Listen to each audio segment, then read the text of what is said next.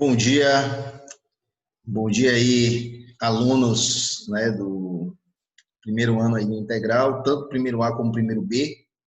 Esse segundo bimestre nós vamos trabalhar Grécia Antiga e Roma, né? Antiguidade clássica.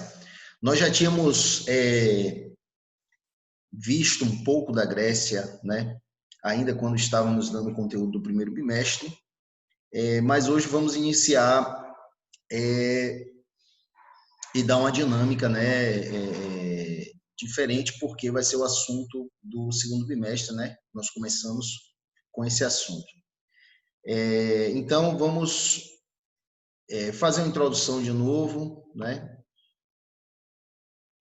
a esse assunto, né? Grécia Antiga. Vamos passando aqui rapidinho. Então, assim, a Grécia Antiga dispensa apresentação quando falamos da influência, né, que a Grécia, em todos os aspectos, do ponto de vista cultural, do ponto de vista político, filosófico, enfim, sobre o mundo ocidental, né? A influência, ela vai ser uma influência muito pertinente, né? A cultura greco-romana, mas principalmente a Grécia. A Grécia, ela é uma península, né? Nós chamamos de península balcânica. O relevo muito montanhoso, né? O que dificultava a comunicação, e talvez aí esteja a explicação, né, para que a Grécia nunca tenha sido um reino, mas sempre uma região onde as cidades eram independentes entre si. Vocês podem ver pelo mapa uma região muito entrecortada, né? Tinha a Península Balcânica, tem aqui mais aqui a Península do Peloponeso, litoral extenso e rios de pequena extensão, mas tem um grande litoral, o que facilitou muito a navegação, principalmente em Atenas, né? Solo pouco fértil, isso fez com que ele se dedicasse muito ao comércio, né? E chuvas escassas, né? O clima tem uma semelhança com o clima aqui nordestino. A economia, desenvolvimento do comércio e navegação, como eu falei, devido à escassez de terra fértil, e o modo de produção escravista, né? O modo de produção escravista, o escravismo antigo, se deu na Grécia e Roma. Lembrando que no Egito, né, na Antiguidade Oriental, era mais uma servidão coletiva. Era um pouco diferente, claro que existia escravidão, mas em menor escala. Vamos passar aqui particularidades. Todos somos gregos, né? Como eu falei, a influência do mundo ocidental é grega, né? As polis gregas e a importância de ser cidadão, origem das ciências políticas, né? A gente lembra de Aristóteles, Platão, enfim. O teatro é uma questão de cidadania. O teatro ele tinha um papel, né? Um papel pedagógico, né? Na Grécia Antiga, né? Com suas tragédias e comédias, né? E vários autores como Sófocles, Ésquilo e etc. Nós vamos falar sobre isso mais à frente. Jogos Olímpicos, né? Uma festa aos deuses. Nós sabemos que os Jogos Olímpicos é o maior, junto à Copa do Mundo, o maior evento de esporte do mundo. A diferença, né, que a Copa do Mundo é só um esporte, que é o futebol, e as Olimpíadas, todas as modalidades. Então, surgiu lá na Grécia, lá por volta do século 8 a.C., se não me engano e assim, era um tipo de evento onde os cidadãos, se tivessem guerra, uma cidade contra outra, tinha que parar.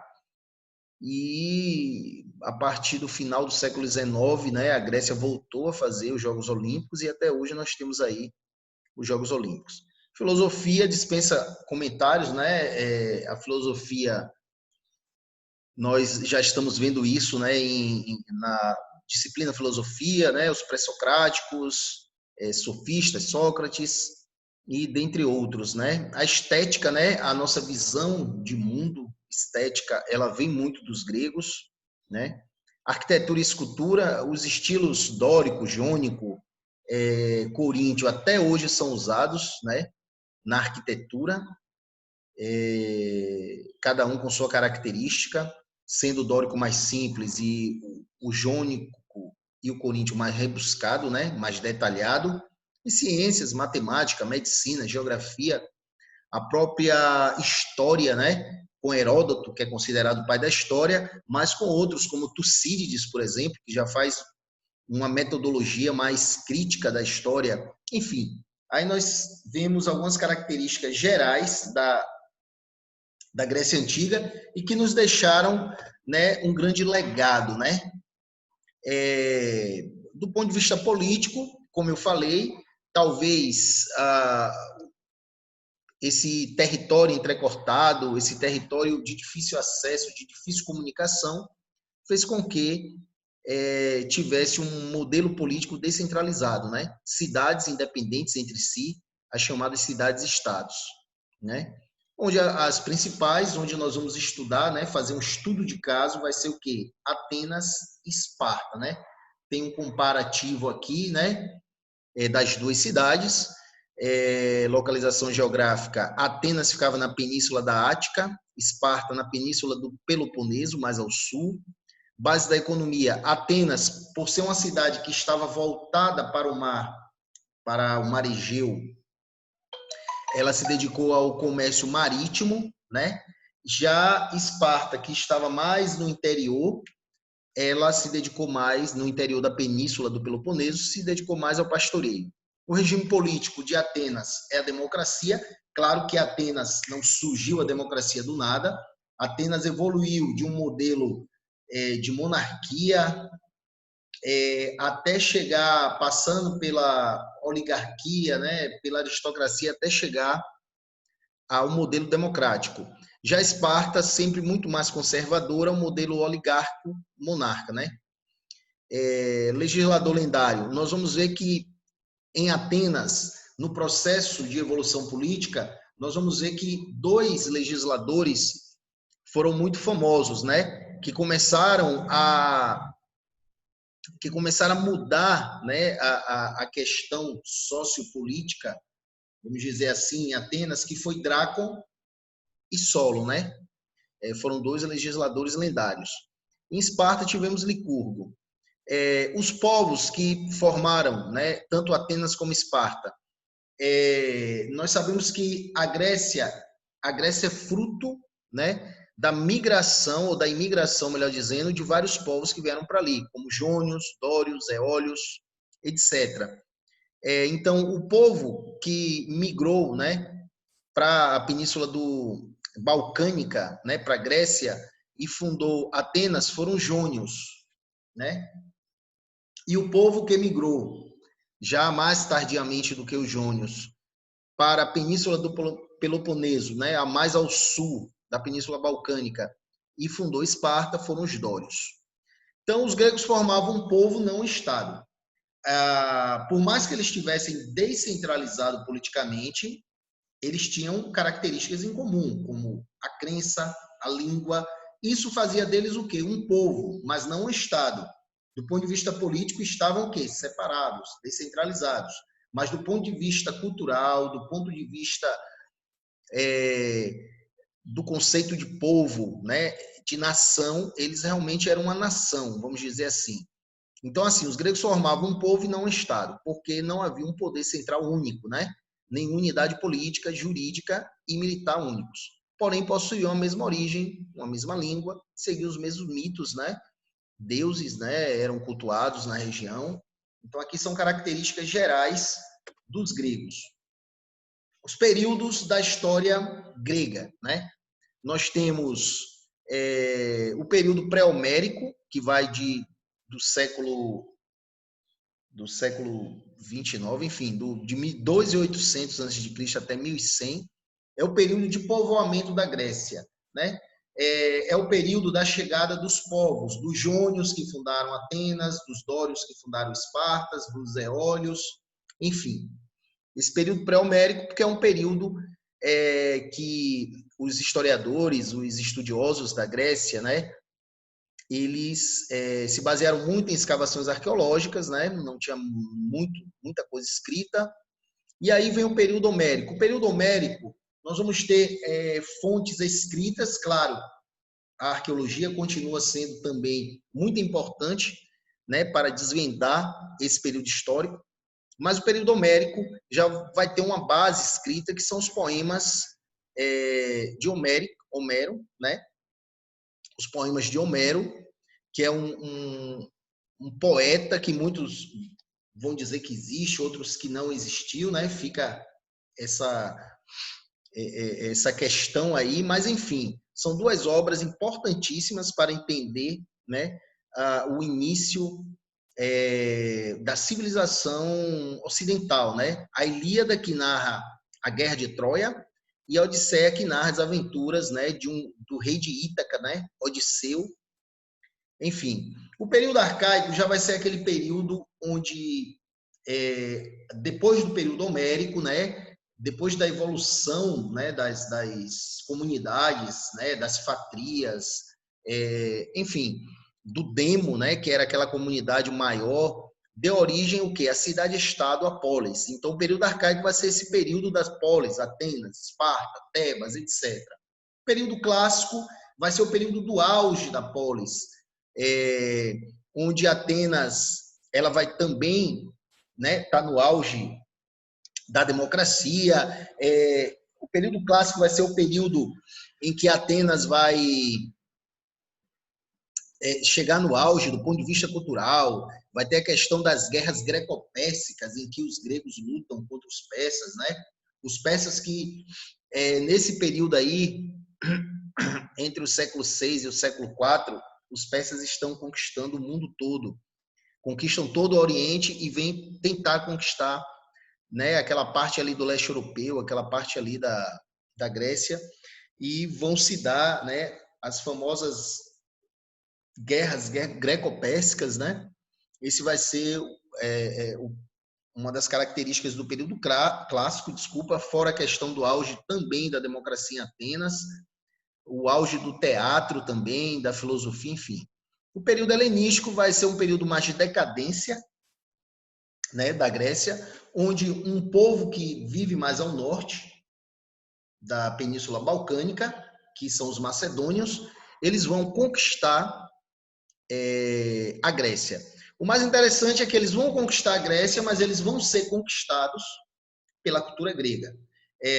Temos que lembrar que o principal expoente, né, o principal líder dos macedônios, que foi uma figura chamada Alexandre o Grande, que aos 25 anos já tinha dominado o mundo inteiro na época, né, o mundo inteiro da época, ele teve como professor um grego, né, que foi nada mais nada menos do que o filósofo Aristóteles.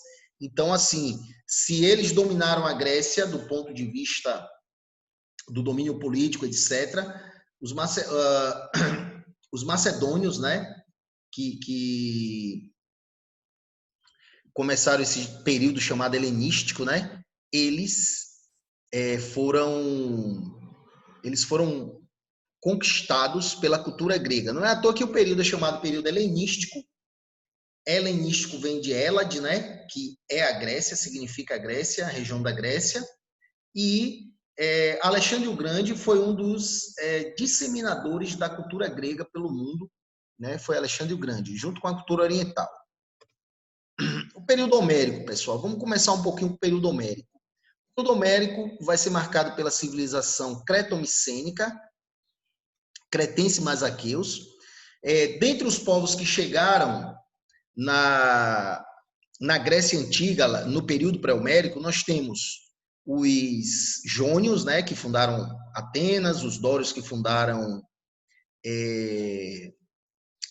Esparta, temos os eólios e temos também os aqueus. Os aqueus fundaram uma importante cidade do período homérico, desculpa, do período pré-homérico, fundaram uma cidade que foi Micenas.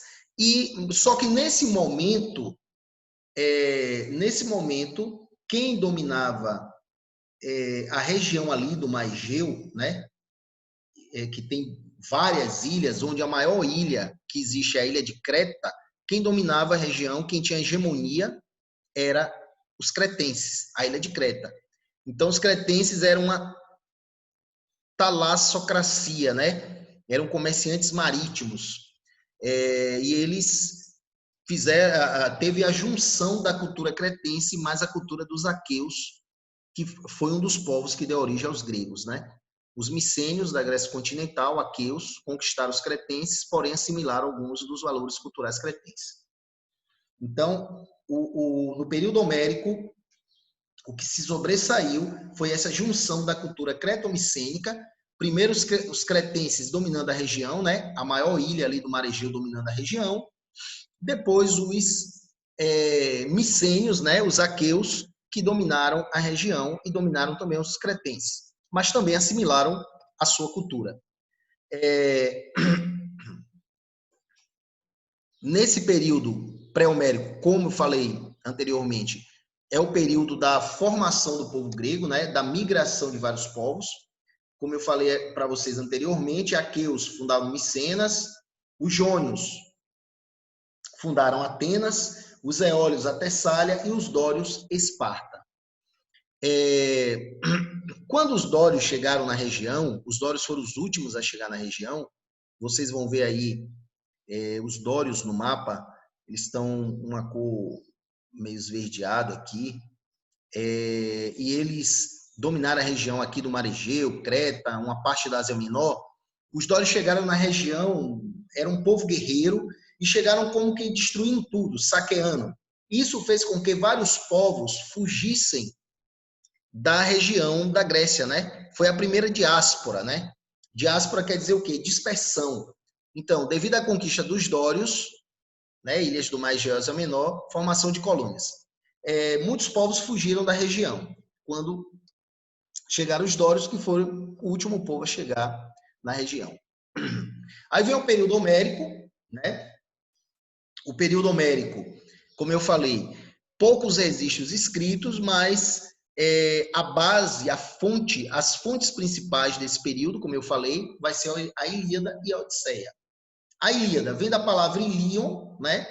Os gregos chamavam Troia de Ilion, né? E essa obra, ela vai tratar dessa guerra. Claro que ela vai ter todo um contexto, ela vai mostrar como era a cultura dos gregos, né? Como viviam os troianos, e a riqueza realmente está aí, né? É daí que os historiadores tiraram como estava organizada politicamente, socialmente, economicamente, a Grécia daquele período. Então, esses poemas ajudaram muito, né? Apesar de ter os heróis, né? Como Aquiles, que era o herói grego da época, e como Heitor, que era o herói troiano, mas ela tem uma riqueza de detalhes do ponto de vista da organização política, econômica, social, etc. Nessa guerra de Troia, teve um herói, né? Além de Aquiles, né? Que foi o guerreiro lá, que era um semideus, né? Que matou o maior guerreiro troiano, que foi Heitor. Teve um herói da guerra de Troia que foi Ulisses. Porque ele é um dos heróis da guerra de Troia. Porque Ulisses ele usava muito mais a inteligência do que a força. E como Troia, né? Troia está localizado hoje na Ásia Menor, onde é Istambul, capital da Turquia. Uma região que fica entre o Ocidente e o Oriente, e é uma região muito estratégica. Sempre foi uma região muito estratégica do ponto de vista comercial, política, etc. Então, a cidade de Troia, o que tem, né, na Ilíada, é que é uma cidade muito fortificada. Os gregos ficaram 10 anos para conquistar, ou muito mais. E nesse tempo aí, os muros eram intransponíveis. E esse grego, que era rei de uma das cidades gregas, né, Ulisses, que era rei da cidade-estado de Ítaca, ele teve uma ideia, né? A ideia é o quê? O cavalo de Troia, né? Eles simularam que tinham desistido da guerra e entregaram esse cavalo como se fosse uma oferenda. Os troianos colocaram o cavalo dentro da cidade, só que dentro desse cavalo tinha o quê? Tinham soldados gregos, né? E aí os troianos comemoraram a vitória, né? Que os gregos supostamente tinham fugido, começaram a beber e etc. E aí depois esses soldados saíram do cavalo, abriram o portão da cidade e eles conseguiram conquistar, os gregos conseguiram conquistar Troia. Ulisses, esse outro poema de Homero chamado Odisseia trata justamente do retorno de Ulisses, que é chamado também de Odisseu, para a sua terra natal, né, depois da Guerra de Troia. Ele que foi o grande mentor intelectual aí dessa vitória, porque ele que criou, né, a ideia do cavalo. E esse poema Odisseia vai falar das aventuras que ele teve na volta, né? Porque vai ter ciclopes, sereias, enfim, vai ter muita coisa sobrenatural, mas também vai falar um pouquinho, né, da cultura grega. E ele retorna para sua terra porque os seus inimigos querem conquistar a sua cidade e tal, toda uma história. Então, a base do período homérico vai ser a Ilíada e a Odisseia, vai ser um período em que vai ter uma retração urbana, né? As cidades vão meio que desaparecer, vão ter aquelas comunidades, essas comunidades elas vão evoluindo, né? Até chegar à cidade-estado, que é o período arcaico. Então nós vamos ver comunidade gentílica, né? Os gênos, essas comunidades vão ter um antepassado comum, a produção vai ser coletiva, não havia o Estado, o líder Geronte o Pater, e não havia estratificação social. O que é que vai acontecer? Essas comunidades elas vão evoluir para cidades, estados, vai ser um processo contínuo. E o que é que vai acontecer? Essas comunidades gentílicas elas começam a se desagregar porque pessoas começam a ter propriedade privada, muitas vezes o alimento não dá para todo mundo, né? E começa a ter uma estratificação social. Aí começa a ter conflito social, começa a ter a desigualdade social e uma sociedade hierarquizada.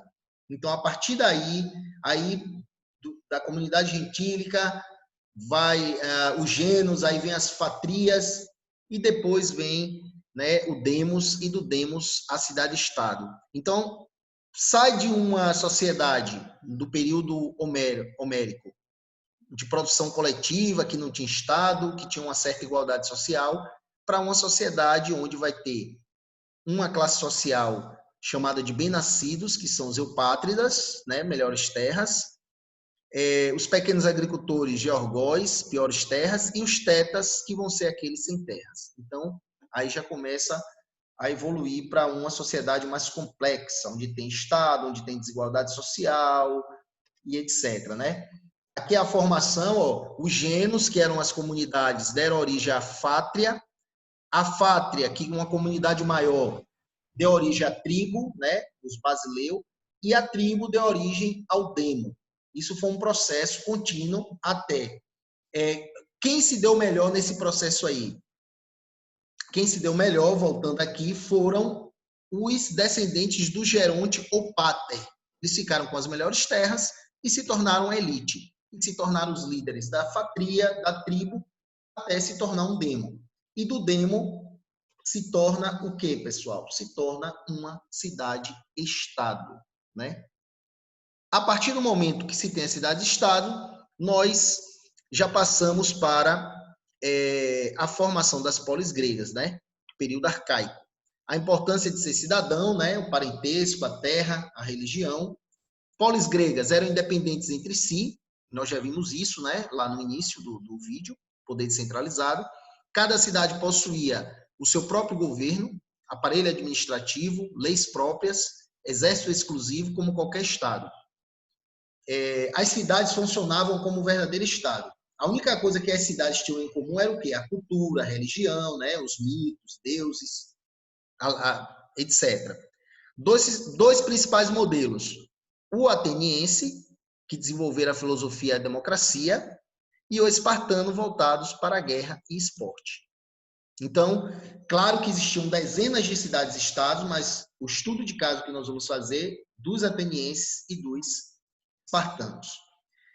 Então, aqui nós paramos aqui, pessoal. Próxima aula a gente continua com Esparta, né? Vamos falar mais detalhadamente desse período arcaico, falar mais um pouquinho de Esparta.